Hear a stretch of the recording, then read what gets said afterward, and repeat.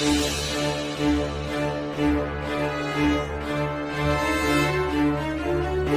dear learners of class 12 English literature, we welcome you to our lecture number 7, in which we have a topic, the rat trap, that is taken from the class 12 NCERT book Flamingo. The writer of this chapter is Selma Lagerlof, and this chapter is written on the theme essential goodness in a human being.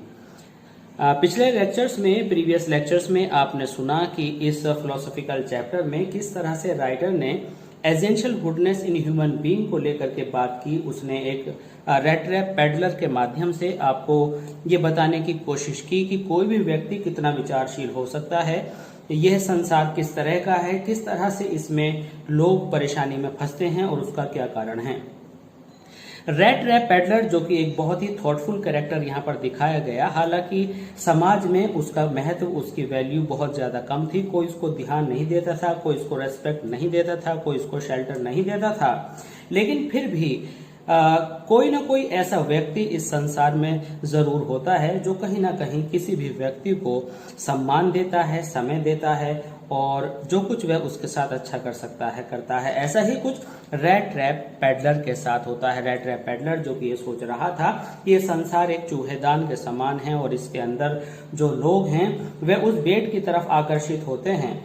एक बार वह स्वयं इसी में खुद फंस गया और कहते हैं miss Fortune never comes alone, और वह फंसा ही नहीं बल्कि इसमें और आगे बढ़ता गया। इसी तरह से जब उसने, आपने स्टोरी पीछे पढ़ी है, 30 कॉर्नर्स उसने चुरा लिए और चुराने के बाद वह बाहर निकला तो उसके मन में आया क्यों ना रास्ता बदल दिया जाए, और वह सामान्य रास्ते की बजाय जंगल के रास्ते से उसने भागने की सोची। लेकिन वह परेशान हो गया और मुसीबतों में फंसता गया। कैसे कैसे करके वह एक कारखाने में पहुंचता है जहां पर लोहे को लेकर के उस पर काम होता है, पिघलाकर और लोहे को गर्म करके उसके प्रोडक्ट्स बनाए जाते हैं। वहां पर उसको एक दूसरी परेशानी मिली। वहां के जो मालिक हैं आयरन मास्टर, उन्होंने इनको अपना ओल्ड रेजिमेंटल कॉमरेड समझा और वे इसको घर ले गए। हालांकि यहाँ पर रेट ट्रैप पेडलर को यह पता था कि वह एक नई मुसीबत में, एक शेर की डैन में जा रहा है और मैनर्ड के घर में जाना, उस आयरन मास्टर के घर में जाना अपने आप में अपने को एक नई मुसीबत को सौंप देने के बराबर है, शेर के सामने स्वयं को परोस देने के बराबर है। रेट ट्रैप पेडलर ने बहुत बार मना किया, लेकिन आयरन मास्टर, जो कि एक बहुत ही एम्बिशियस और जिद्दी इंसान थे, वे वहां से खाली हाथ चले गए मुस्कुराते हुए। लेकिन रिजल्ट ये निकला कि थोड़ी देर बाद उन्होंने अपनी बेटी, जिसका नाम एडला विल्मैनसन है, को वहां पर भेजा। वह बहुत ही परसुएसिव नेचर की थी। परसुएसिव मीन्स वह बहुत ही मना लेने वाली थी। उसके अंदर किसी को राजी करवा लेने का बड़ा अच्छा टैलेंट था। और ऐसा रेट ट्रैप पेडलर के साथ हुआ कि उस लड़की ने रेट ट्रैप पेडलर को मजबूर कर दिया घर जाने के लिए। अब घर जाने के बाद क्या होता है, रेट ट्रैप पेडलर को वह सम्मान मिला जो कि नील्स ओलूफ को मिलना भी चाहिए था, लेकिन ये तो सो कॉल्ड नील्स ओलूफ थे, ये वास्तविक नील्स ओलूफ थे ही नहीं। अब क्या हुआ, जब ये नहा धो करके वापस आए तो वापस आने के बाद जब इनको आयरन मास्टर ने देखा तो उनका मूड खराब हो गया। वे वहां पर बैठे हुए उस समय प्लानिंग कर ही रहे थे कि किस तरह से वे अपने इस जो ओल्ड रेजिमेंटल कॉमरेड है, कैसे उस पर मांस चढ़ाएंगे, अर्थात कैसे उसको हेल्दी करेंगे और कैसे उसकी मदद करेंगे। लेकिन वहां तो बिल्कुल उल्टा ही कुछ होना उनका इंतजार कर रहा था। जैसे ही वह अंदर आया तो उन्हें लगता है कि ये आदमी वह नहीं है जिसको उन्होंने सोचा था, और वह उसको वहां से चले जाने के लिए धमकी देते हैं और कहते हैं कि पुलिस को, शेरिफ को वहां पर बुलवा लिया जाएगा। लेकिन एडला विल्मैनसन आगे आती है और अपने फादर को रोकती है ऐसा करने से, और वह कहती है कि हम इस व्यक्ति को यहीं पर रखेंगे जिसको हमने स्वयं से इनवाइट किया था, और क्रिसमस ईव पर अगर हम स्वयं इनवाइट करने के बाद उसको भगाते हैं तो ये एक अच्छी बात नहीं है। ये सुनकर के आयरन मास्टर और ज्यादा एजिटेटेड हो जाते हैं और वे अपनी बेटी को कहते हैं कि ऐसा है कि आप कुछ बहुत बड़ी गलती कर रही हो, ऐसा ना हो कि तुम्हें पछताना पड़े। आइए अब आगे देखते हैं कि इस कहानी में क्या होता है। Let's begin from the paragraph number 28। Actually ये पैराग्राफ नहीं है, हमने जो एपिसोड्स स्टोरी के में चले हैं, जो अलग अलग प्लॉट्स क्रिएट हुए हैं, उनके अनुसार हमने पैराग्राफ के नंबर डाले हैं। तो यहाँ पर हम पार्ट 28 पर हैं। ये वहाँ पर घटित होता है जब बेटी एडला विल्मेंसन अपने फादर को रोकती है और इस रेड ट्रैप पैडलर को बैठाती है और खाना खिलाती है। अब यहाँ पर रेड ट्रैप पैडलर इस बात को सोचता है कि आखिर इस यंग गर्ल के माइंड में ऐसी क्या बात है, वह इतनी क्रेजी क्यों है कि वह उसकी इतनी आवभगत करने के लिए तैयार है। अब यहाँ पर क्या होता है 28 नंबर पैराग्राफ में, after that Christmas eve at Ramsjö passed. Peddler के भी चौंकने की बारी है। पैडलर सोचते हैं कि जो आयरन मास्टर हैं वो तो बहुत व्यवहारिक हैं और वास्तव में कोई भी आदमी ऐसा सोच सकता है भगाने का, अपनी बातों से फिर सकता है, लेकिन आखिर what could the crazy idea be, लेकिन ऐसा कौन सा क्रेजी आइडिया है कि इस यंग गर्ल ने अपने फादर की बात को काटा, इंटरसीड किया और एक बिचौलिए की तरह से बात बनाने की कोशिश की। आइए अब समझते हैं कि ऐसा क्यों हुआ। पैराग्राफ नंबर 28 से, आफ्टर दैट, इसके बाद Christmas eve at Ramsjö pass just as it always had. मतलब कहने का यह है कि ये वाली क्रिसमस ईव भी ऐसे गुजर गई जैसे कि आमतौर से पिछली ईव चली गई थी। The stranger didn't cause any trouble because he did nothing but sleep. इस स्ट्रेंजर ने कोई भी ट्रबल कॉज नहीं की, कोई परेशानी पैदा नहीं की, और ऐसा इसलिए भी रहा क्योंकि वह सोता ही रहा। तो इसमें अगर हम शॉर्ट आंसर्स में पूछें कि परेशानी उसने क्यों पैदा नहीं की, हालांकि उसे परेशानी पैदा करनी नहीं थी, लेकिन लिटरली यहाँ पर लिखा है कि वह सोता रहा, इसलिए कोई परेशानी इस परिवार को नहीं हुई। द होल फोरनून ही ले ऑन द सोफा, और दोपहर से पहले वह सोफे पर सोता रहा। In one of the guest rooms, मेहमानों वाले कमरे में, and slept at one stretch, और जिस करवट सोता रहा सोया था उसी करवट सोता रहा। तो ये हमारी स्पोकन लैंग्वेज के लिए अच्छा है। स्लेप्ट एट वन स्ट्रेच, एक ही करवट सोता रहा। At noon they woke him up so that, और दोपहर में उन लोगों ने उसको जगाया, so that he could have his share of the good Christmas fair, और इसलिए ताकि वह इस क्रिसमस के माहौल में अच्छा सा खाना खा सके। But after that he slept again, लेकिन इसके बाद तो वह फिर सो गया। यहाँ पर आप देखेंगे कि वर्ड है फॉरनून। फॉरनून मतलब जैसे कि 10-11 बजे का समय, जो 12 से पहले का है। वो नाश्ता करके सो गया था, फिर दोपहर में उसको खाने के लिए लंच में उठाया और उसके बाद वह फिर सो गया। It seemed as though for many years he had not been able to sleep as quietly and safely as here at Ramsjö, और ऐसे सो रहा था जिसे मानो वो बरसों से सोया ही नहीं हो, बिल्कुल शांत और बिल्कुल सेफ्टी महसूस करते हुए। इट मीन्स ये घुमक्कड़ आदमी, कोई भी उसको ठोकर मारकर उठा देता था, कोई भी भगा देता था, उसको सुरक्षा की कोई सिक्योरिटी नहीं थी और वह पूरे चैन से नहीं सो पाता था, आराम से नहीं सो पाता था। लेकिन आज वह पूरे चैन, सुकून और आराम से सो रहा था। तो यहाँ पर हम इसको टाइटल देते हैं रेस्ट, क्योंकि पहली बार उसने इतना पीसफुल रेस्ट किया। और इसको ज्यादा आप डिटेल देना चाहें तो आप कहेंगे rest taken by the peddler. Let's come to 29। In the evening, शाम में, when the Christmas tree was lighted, जब क्रिसमस ट्री को रोशन किया गया, they woke him up again, तो याद रखिएगा तीसरी बार उसको फिर उठाया गया।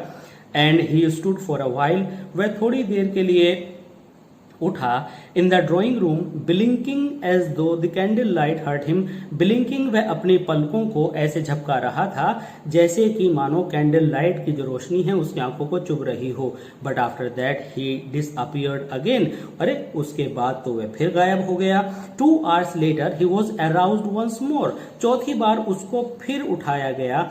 And then he had to go down into the dining room, dining room जहां पर खाना खाया जाता है वहां पर उसको ले जाया गया। And eat the Christmas fish and porridge, और उसने वहां पर क्रिसमस फिश और पोरिज खाया। पोरिज एक दलिये से बनी हुई डिश है। As soon as they got up from the table, he went around to each one present and said thank you. अब यहाँ पर आया एंड सेड थैंक यू, इस तरह से लिखा है जैसे कि ये डायरेक्ट फॉर्म में लिखा हो, ये राइटर की अपनी स्टाइल है। अगर आप इसे इनडायरेक्ट में लिखते तो आप कह सकते थे and the rattrap peddler thanked them, लेकिन राइटर का अपना यूजुअल स्टाइल है तो हमें इसे एक्सेप्ट करना पड़ेगा। यहाँ पर हम कहेंगे कि एज सुन एज, जैसे ही डिनर हुआ वे लोग टेबल से उठे, ही went around to each one present, और जो प्रेजेंट उसे मिले थे ईच वन, वो हर एक के पास गया और उनको थैंक बोला, एंड गुड नाइट, और फिर उन प्रेजेंट्स के लिए गुड नाइट कह करके फिर सब अलग अलग हो गए।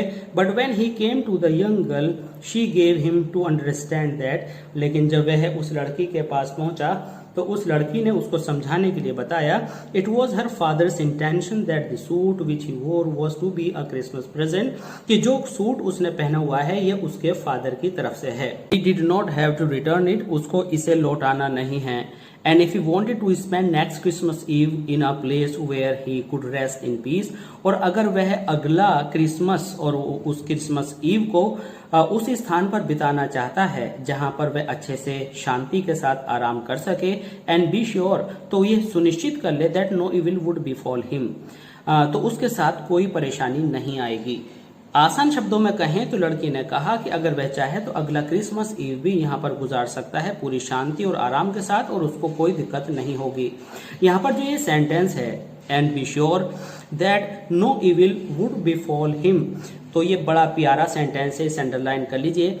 ये इंग्लिश में समझने में और लिखने बोलने में बहुत यूजफुल होगा कि उसके साथ कोई भी परेशानी नहीं पेश आएगी।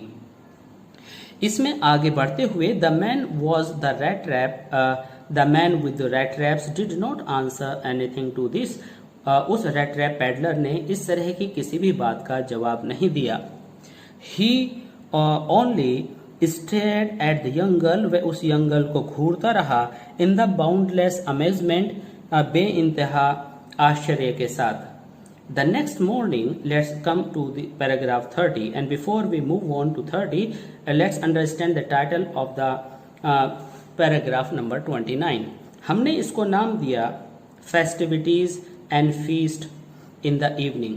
तो festivities and feast का मतलब है कि जो festivities मतलब जो भी क्रिया होती है किसी भी फेस्टिवल पर, जो भी एक्टिविटीज होती हैं, मौज मस्ती होती है, खाना पीना होता है और दावत होती है। तो दावत और जो किसी भी पर्व की जो तौर तरीके होते हैं, जो खाना पीना होता है, उसके ऊपर हमने टाइटल रखा फेस्टिविटीज मीन्स वो सारे वे सारी क्रियाएं जो किसी पर्व पर होती हैं। तो फेस्टिविटीज एंड फीस्ट। तो यहाँ पर अब हम 30th पैराग्राफ शुरू करने वाले हैं। The next morning the iron master and his daughter got up in good season. क्या हुआ कि सुबह के समय आयरन मास्टर और उनकी डॉटर अच्छे मूड में उठे। तो आप देखेंगे हमने अंडरलाइन किया है in good season. In good season means in good mood, in the positivity of mood, in positive mood. वे अच्छे से उठे to go to early Christmas service, क्योंकि उन्हें प्रेयर के लिए प्रेयर के लिए चर्च में जाना था। तो क्रिसमस सर्विस का मतलब है जैसे कि ईद की नमाज हो, जैसे कि जो दीपावली है, दीपावली की पूजा हो, ऐसे ही क्रिसमस सर्विसेज चर्च में होती हैं। अलग अलग रिलीजन के अलग अलग जो तौर तरीके हैं अपने फेस्टिवल को मनाने के, तो क्रिसमस की सर्विसेज के लिए उनको वहाँ पर चर्च में जाना था और सभी का जो मूड था वह बहुत अच्छा था। There guest was still asleep, उनका मेहमान अभी भी सोया हुआ था। And they did not disturb him, वह उस मेहमान को डिस्टर्ब भी नहीं करना चाहते थे। When at about 10 o'clock they drove back from the church, और लगभग 10 बजे वह चर्च से वापस लौटे। The young girl sat and hung her head even more dejectedly. अब जब ये लौटे तो ये जो लड़की थी इसका चेहरा बहुत ज़्यादा लटका हुआ था। तो यहाँ पर जो पुल अ लॉन्ग फेस, एक लंबा, आप कहते हैं कि चेहरे लटकने का मतलब है उदास होना। देन यूजुअल यानी सामान्य तौर से अगर अब देखा जाता तो उसका चेहरा कुछ ज़्यादा लटका हुआ था, मीन्स उदास था। तो देन यूजुअल का क्या मतलब हुआ? देन यूजुअल का मतलब है कि आप जानते हैं कि क्रिसमस ईव पर, क्रिसमस ईव से पहले वह लड़की लगातार समझा रही थी अपने फादर को, और एक अच्छी बात जो कि किसी गरीब के लिए हो सकती थी उसने अपने फादर को कहकर कन्विंस भी कर लिया था। लेकिन आखिर ऐसी क्या वजह हुई कि उस लड़की को डिजेक्टेड होना पड़ा? आप सुन रहे हैं इस चैप्टर में, और सुनते हुए आपने पाया कि यह लड़की जब चर्च से लौटी तो यह कुछ इवन मोर ज़्यादा ही डिजेक्टेड थी। तो इसके निराशा के कारण को जानते हैं। At church she had learn that one of the old crofters of the iron works had been robbed by a man who went around selling red wraps. क्योंकि चर्च में उसने सुना था कि आयरन वर्क्स में काम करने वाले जो पुराने किराएदार थे या जिन्होंने कारखाना ले रखा था, उनमें से एक लोहार को एक रेड रैप पैडलर ने लूट लिया है। तो आप इस वाले पोर्शन को अंडरलाइन कर सकते हैं, ये पूरा पोर्शन आपके आंसर में काम आएगा। तो what had she learn? She learn that one of the old crofters of the ironworks had been robbed by a man who went around selling rat traps। वह आदमी जो इधर उधर पूरी बस्ती में टहल रहा था रैट ट्रैप्स को बेचने वाला, उसने एक आयरन वर्क्स के पुराने क्रॉफ्टर को लूट लिया था। ऐसी खबर उसने सुनी और सुनते ही जाहिर सी बात है कि यह बात उसके जहन में बैठ गई कि यह रैट ट्रैप पैडलर तो उसके घर पर है। Yes, that was a fine fellow you let into the house। ये सुनते ही उसके फादर ने यानी आयरन मास्टर ने, फादर ऑफ एडला विल्मेंसन ने कमेंट किया, हाँ that was a fine fellow, यही तो वह बहुत अच्छा इंसान है जिसको तुमने घर में घुसने दिया। फादर ने कहा, said her father, I only wonder how many silver spoons are left in the cupboard by this time. Cupboard means अलमीरा, जिसमें सामान रखते हैं। तो कह रहे हैं कि किचन में अब तो खुदा ही बेहतर जाने, ईश्वर को ही पता है कि कितने चांदी के चम्मच उसके अंदर इस समय तक बचे होंगे। अर्थात एडला के फादर आयरन मास्टर को लगता था कि बहुत कुछ घर में चोरी हो चुका होगा, क्योंकि ये आदमी जो घर पर रुका हुआ है पहले ही आयरन वर्क्स में काम करने वाले एक पुराने क्रॉफ्टर के यहाँ चोरी कर चुका है। इसके बाद the wagon had hardly stopped at the front steps when the iron master asked the wallet. तो यहाँ पर देखा इस पैराग्राफ में रिटर्न होने के बाद तो आयरन मास्टर ने तुरंत उतरते ही वैले से पूछा यानी सर्वेंट से पूछा कि whether the stranger was still there, क्या ये स्ट्रेंजर अभी भी वहां पर है। मीन्स हैड हार्डली स्टॉप, अभी गाड़ी रुकी भी नहीं थी कि घर के सीढ़ियों के सामने फट से आयरन मास्टर ने अपने सर्वेंट से पूछा कि क्या स्ट्रेंजर अभी भी घर में है। He added that he had heard at church। उसने यह भी बताया अपने नौकर को कि चर्च में उसने सुना है that the man was a thief, कि वह आदमी चोर था। The valet answered that the fellow had gone। जैसे ही वैले ने आंसर दिया कि यह आदमी तो जा चुका था वहां से उस समय तक, and that had not taken anything with him at all। और यह बताने से पहले चलिए इसको बाद में बात करते हैं। जब वैले ने बताया कि वह तो पहले ही जा चुका है, तो आप समझते हैं कि आयरन मास्टर के दिल को तो एकदम धक्का लगा होगा। अरे चोर था, मेरे आने से पहले जा चुका है, तो निश्चित रूप से चांदी के बर्तन तो ले ही गया होगा। लेकिन वैले ने आगे आंसर दिया कि ही had not taken anything with him, वह अपने साथ कुछ भी नहीं ले गया है। एट ऑल, एक चीज भी। तो क्या कहा वैले ने, सर्वेंट ने, कि had not taken anything with him, वह कुछ भी नहीं ले गया है। ऑन द कॉन्ट्रेरी, बजाय इसके विपरीत, he had left behind a little package which Miss Wilmenson was to be kind enough to accept as a Christmas present. बल्कि वह अपने पीछे मिस विल्मेंसन के लिए एक तोहफा छोड़ गया है, और मिस विल्मेंसन काफी दयालु अपने आप को साबित करेंगी अगर वह इस क्रिसमस प्रेजेंट को एक्सेप्ट कर लें।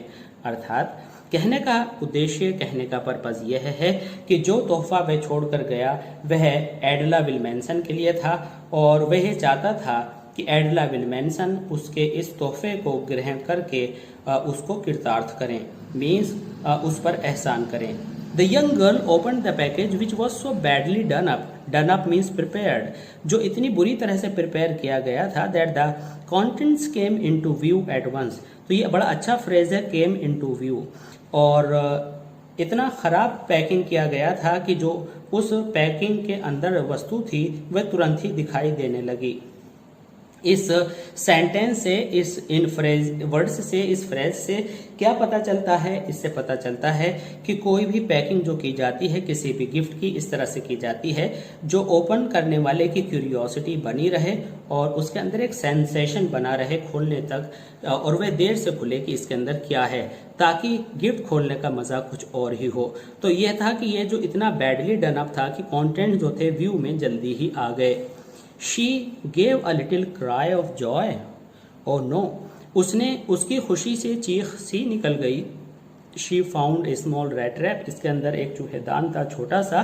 And in it lay 3 wrinkled 10 kroner notes. और ये बड़ा अच्छा सेंटेंस है.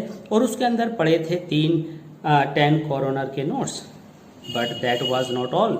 और इतना ही नहीं, ये फ्रेज बहुत अच्छा है. ये जो क्लोज है, सॉरी सिंपल सेंटेंस है, दैट वॉज नॉट ऑल, लेकिन इतना ही नहीं. ये जब आप कोई भी लॉन्ग कंपोजिशन लिखते हैं या स्पीच बोलते हैं तो ये बड़ा अच्छा सुनने में लगता है. But that was not all, इतना काफी नहीं था. In the rattrap lay also a letter written in a large jagged characters. एक लेटर पड़ा हुआ था जो कि लार्ज, बड़े बड़े जैक्ड, टेढ़े बेढ़े अक्षरों में लिखा हुआ था. इस पैराग्राफ में आप देख रहे हैं कि काफी कुछ अंडरलाइंस हैं. ये अंडरलाइंस आपके चैप्टर के कंक्लूजन की तरफ चलती हैं और इसमें आप देखते हैं कि ये सारे पॉइंट्स आपके आंसर्स में बहुत ज्यादा इंपॉर्टेंट हैं और काम में आने वाले हैं. इस पिंजरे में जिसमें 3 10 करोनर नोट्स पड़े हुए थे, साथ साथ इसके एक लेटर भी था जो कि जैक्ड मीन्स टेढ़ी बेढ़ी एंड लार्ज, बड़े बड़े अक्षरों में लिखा हुआ था. अब इस लेटर का क्या प्रभाव पड़ता है अभी हम देखेंगे. इससे पहले हम जान लेते हैं कि इस पैराग्राफ को हमने क्या टाइटल दिया है. तो इस पैराग्राफ को हमने टाइटल दिया है अ न्यू मॉर्निंग. यह ऐसी मॉर्निंग है जो कि एडला की वजह से और आयरन मास्टर की वजह से इस रेड ट्रैप पैडलर की जिंदगी में आई थी. वह रेड ट्रैप पैडलर जिसका जीवन बिल्कुल अंधकार से भरा हुआ था, वह आज कैप्टन वॉन स्टेल की हाइट तक बढ़ चुका था. उसका रुतबा कैप्टन वॉन स्टेल तक बढ़ गया था और जो सम्मान कैप्टन वॉन स्टेल मान करके उसको मिला था, वही सम्मान उसने बरकरार रखने की कोशिश की थी. ये बात हमें पता चलती है इस पैराग्राफ नंबर 31 में. इसमें जो लेटर लिखा था उसके अंदर लिखा था ऑनर्ड एंड नोबल मिस, हे सम्मानित और आदरणीय Miss Wilmenson, since you have been so nice to me, चूंकि आप मेरे लिए बहुत ही उदार और अच्छी रही हैं ऑल डे लॉन्ग, पूरा दिन. As if I was captain, जैसे मानो कि मैं स्वयं अपने आप में कैप्टन हूँ.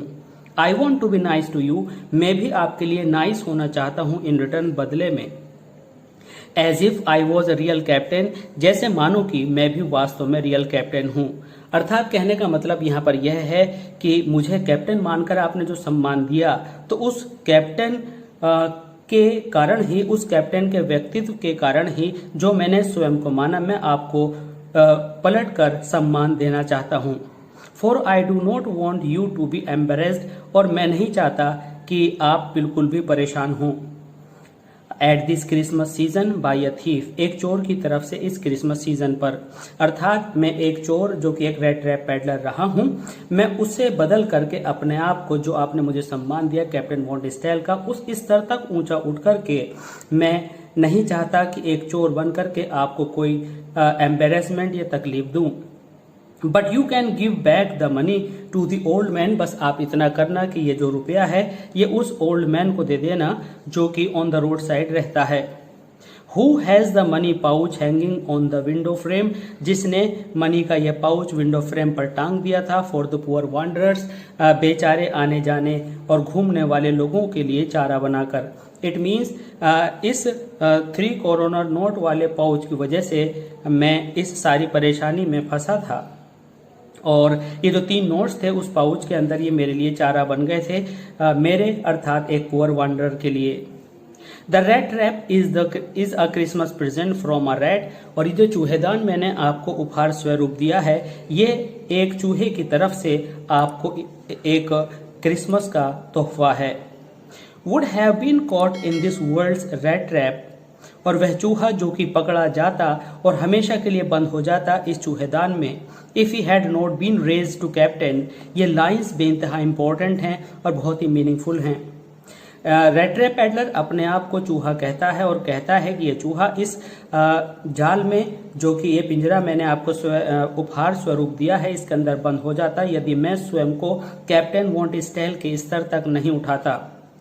अर्थात यहाँ पर कहने का जो मीनिंग है वो मीनिंग ये है, the rattrap peddler raised himself to the height of the captain want style. यहाँ पर हाइट से मतलब ऊंचाई से नहीं है, बल्कि अपनी एग्जिस्टेंस, अपने वजूद को एक घटिया और तुच्छ रैट ट्रैप पैडलर और चोर के स्तर से एक सम्मानित regimental comrade captain want style या नील्स ओलूफ की सम्मान तक उठाना है।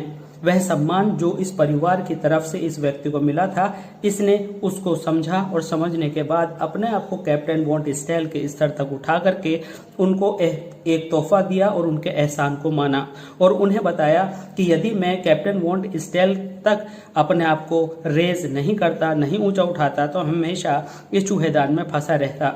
Because in that way he got power to clear himself, और केवल कैप्टन वॉन्ट स्टाइल बनकर ही वह अपने पापों से मुक्ति पा चुका है, और केवल कैप्टन वॉन्ट स्टाइल बनकर ही वह इस पिंजरे से बाहर आ चुका है। रिटिन विद फ्रेंडशिप, ये लेटर बहुत ही मित्रवत होकर के हाई रिगार्ड, उच्च सम्मान के साथ लिखा जाता है और नीचे रैट ट्रैप पैडलर सिग्नेचर करता है कैप्टन वॉन्ट स्टाइल।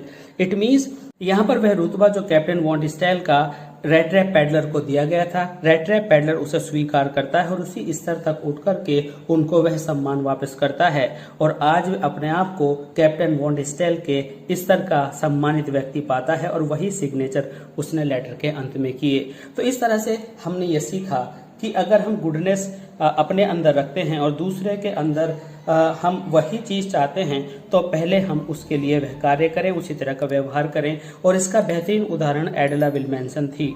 एडला विल्मेंसन ने एक चोर को एक उस व्यक्ति के स्तर तक बदल दिया जो कि स्वयं आयरन मास्टर के माइंड में एक आदर्श था। तो आई होप कि ये स्टोरी आपको बहुत अच्छी लगी होगी और समझ में आई होगी। अपने सिलेबस की दूसरी स्टोरीज एंड चैप्टर्स को जानने के लिए और उनकी स्टडी करने के लिए सब्सक्राइब कीजिए हमारे चैनल और ऐसी क्लासेज ऑफ इंग्लिश लैंग्वेज को, एंड प्लीज़ लाइक कीजिए, शेयर कीजिए एंड सब्सक्राइब कीजिए। Thanks for being with us, thanks a lot.